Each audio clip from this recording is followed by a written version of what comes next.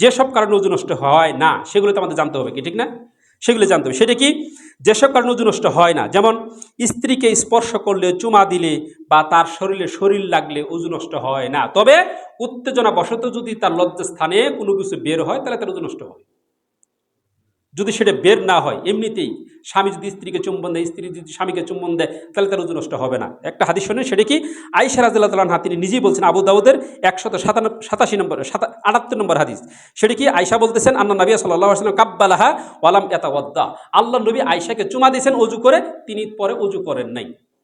ওয়ালাকিন আমলাকাকুম লিরবি, অন্য হাদিসে এসেছে আল্লাহর নবী তার নিজের যৌবনটাকে কন্ট্রোল করতে পারতেন সবচেয়ে বেশি। অতএব তার ওযু নষ্ট হয়নি। চুমা দিলেই ওযু নষ্ট হবে সেরকম কিছু না। তবে চুমা দেওয়ার কারণে যদি তার ওযু নষ্ট হওয়ার কারণ বের হয় তাহলে তার ওযু নষ্ট হবে, এটা জানবেন। ২ নাম্বার হচ্ছে অট্ট হাসি দিলে ওযু নষ্ট হয় না। হানাফি মাযহাবের ফিকার কিতাবে আছে অট্ট হাসি দিলে ওযু নষ্ট হয়ে যায়। এটা হাদিস কোরআনে কোনো ভিত্তি নেই। হাদিস কোরআনে কোথাও ভিত্তি নাই যে অট্ট হাসি হাসলে ওযু নষ্ট হবে। অট্ট হাসি হাসলে নামাজ নষ্ট হয়। নামাজ বাদ দিয়ে যদি হাসা শুরু করে নামাজ হবে? নামাজ হবে না, নামাজ বাদ। কিন্তু তার ওযু নষ্ট হবে না। অট্ট হাসির কারণে যদি তার বায়ু নিষ্কাশন হয় তাহলে তো ওযু নষ্ট হবে, কি ঠিক না? অনেক সময় হাসাহাসি করতে গিয়ে দেখা যায় মানুষ প্রস্রাব করে দেয়, হয় না এরকম? দুর্বল যারা, তাদের ওযু নষ্ট হবে। যদি হাসাহাসির কারণে তার বায়ু নিষ্কাশন না হয়, প্রস্রাব পায়খানা না হয়, তাহলে ওযু নষ্ট হবে কেন? হাসি দিলে ওযু নষ্ট হয় না। ৩ নাম্বার হচ্ছে বমি করলে রোজা নষ্ট হয়। ইচ্ছাকৃত বমি করলে রোজা নষ্ট হয়, কিন্তু ওযু নষ্ট হয় না। ওযু নষ্ট হওয়ার কারণের ভিতরে বমি করার নাই। হানাফি মাযহাবে আছে বমি করলে ওযু নষ্ট হয়ে যায়, কিন্তু না, বমি করলে ওযু নষ্ট হয় না। ৪ নাম্বার হচ্ছে নাক বা দেহের কোনো জায়গা থেকে যদি রক্ত পুঁজ বের হয় তাহলে তার ওযু নষ্ট হয় না। হানাফি মাযহাবে লেখা আছে রক্ত যদি কোথাও থেকে গড়ে পড়ে তাহলে তার ওযু নষ্ট হয়ে যায়, না, ওযু নষ্ট হবে না। কারণ আবু দাউদের একটা হাদিস আছে, সেটা কি? যে আল্লাহর নবী এক যুদ্ধ থেকে ফেরার সময় এক জায়গাতে রাত্রি যাপন করলেন, একটু বিরতি দিলেন সবাইকে একটু বিশ্রাম নেওয়ার জন্য। তখন সাহাবারা বললেন যে ঠিক আছে, এক কাজ করি। আল্লাহ সুবহানাহু নিয়ম করছিলেন যে সবাই ঘুমায় গেলে তো শত্রুতে আক্রমণ করবে, অতএব পাহারা দিতে হবে, ২ জন জেগে থাকবা, সবাই ঘুমায় গেলে চলবে না। তো ২ জনকে জাগিয়ে রাখলেন, সবাই ঘুমায় গেলেন, বিশ্রাম নিচ্ছেন, ক্লান্ত শরীর। তখন ২ জনের ভিতরে তখন আবার চিন্তা করলেন ২ জনের সাজক থেকে লাভ কি?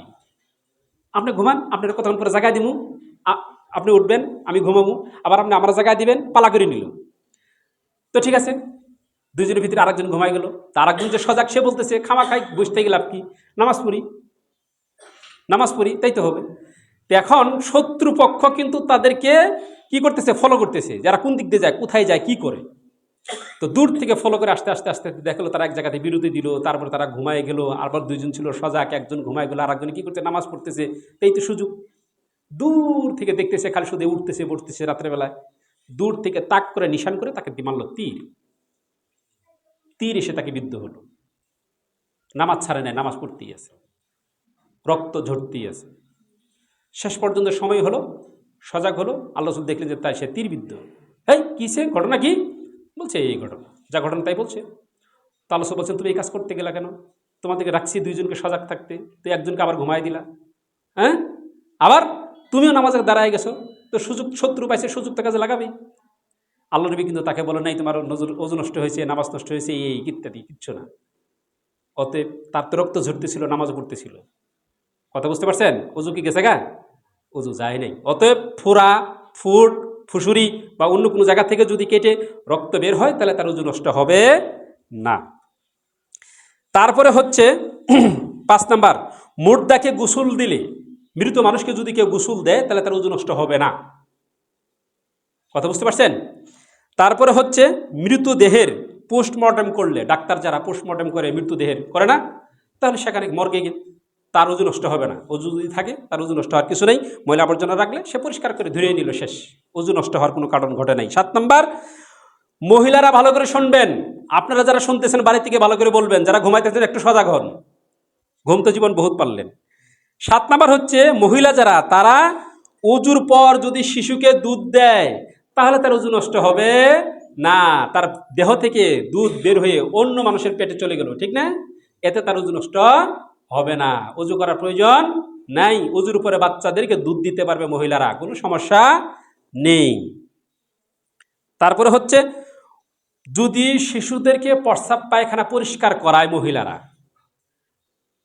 তাতেও তার ওযু নষ্ট হবে না। তবে ওযু নষ্ট হবে তখন ওই শিশুর গুপ্তাঙ্গে, লজ্জাস্থানে, সামনে হোক পিছনে হোক, পায়খানা রাস্তায় হোক প্রস্রাবের রাস্তায় হোক, যদি মায়েরা সুসাইতে গিয়ে হাত লাগে তাহলে তার ওযু নষ্ট হবে।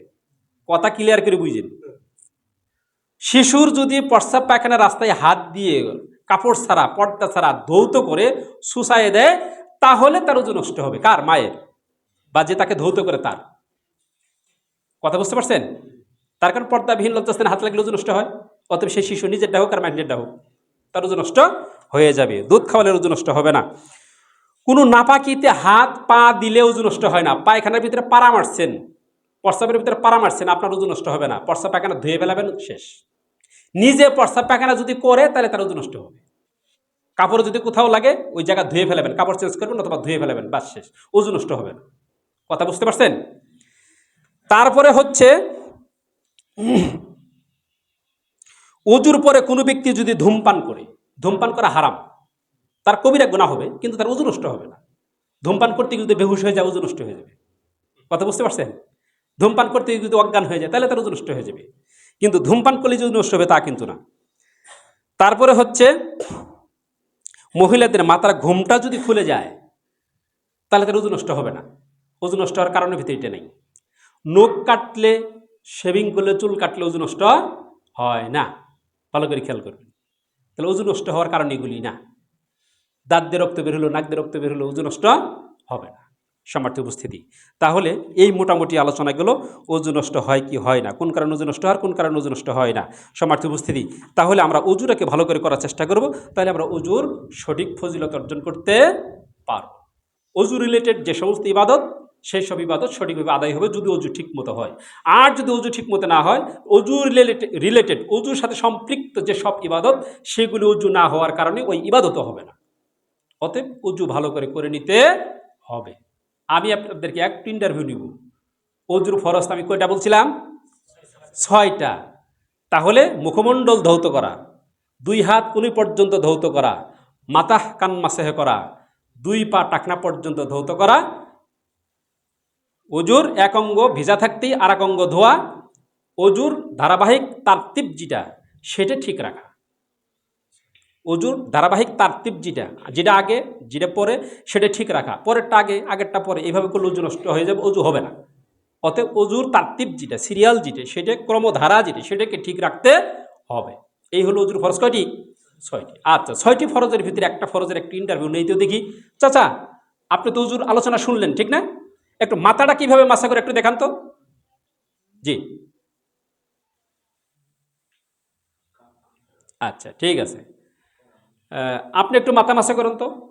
মাথা কিভাবে মাসা করতে একটু দেখান তো। জি, মাথাটা মাসা করে কিভাবে দেখান? আপনি একটু দেখান, দেখান, আমি দেখব। মাথাটা কিভাবে মাসা করে একটু দেখান। হ্যাঁ,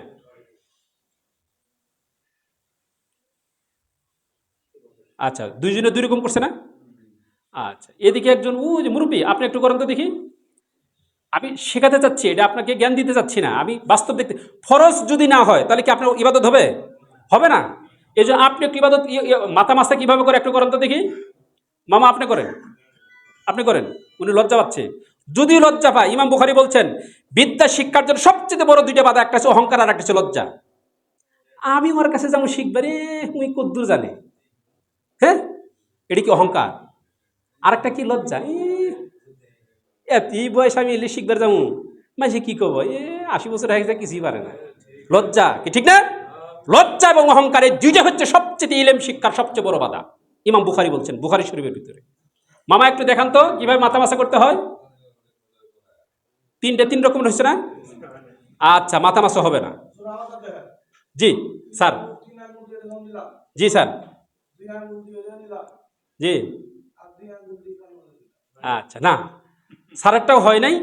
আমি আপনাদেরকে দেখাই, দেখেন আমারটার সাথে যার মিল আছে সেটা হয়েছে, আর যারটা আমার সাথে মিল হয় নাই সেটা হয় নাই। এই যে হাত, ভালো করে দেখেন, বারান্দা যারা আছেন এদিকে আসেন, ভালো করে দেখে নেন মাথা কিভাবে মাসা করতে হয়। একটা শুধু দেখাইতেছি, ওযুর 6টি ফরজের মধ্যে একটা। এই যে মাথা মাসা করার সময় এই যে 3 আঙ্গুল আছে না, এইটাকে এইভাবে নিবেন। পাগড়ি থাক, মাথায় টুপি থাক, মহিলাদের ঘোমটা থাক, যেটাই থাক, মহিলারা তো দেখতে পাচ্ছে না, আপনারা বাড়ি থেকে স্ত্রীদেরকে দেখাবেন, বোনদেরকে দেখাবেন, মাদেরকে দেখাবেন। এইভাবে সে মাথা টেনে নিবে পিছনে, হাত ছাড়বে না, আবার টাইনে সামনে নিয়ে আসবে, শেষ। তারপরে যদি নতুন পানি নেন নিতে পারেন, যদি পানি নাও নেন, এইটা কি আঙ্গুল? শাহাদাত আঙ্গুল। এই আঙ্গুলটাকে কানের ভিতরে ভালো করে ঘোরাবেন, চিপা চাপা জায়গা যেগুলো আছে না, ভালো করে ঘোরাইয়ে কানের ভিতরে রাইখে, এটা কি বৃদ্ধাঙ্গুল না? এটা দেখলে খুব রাগ করে। এইটা দিয়ে কানের নিচ থেকে ঠেইলে উপরে উঠাইবেন, এটা কানের ভিতরে রেখে।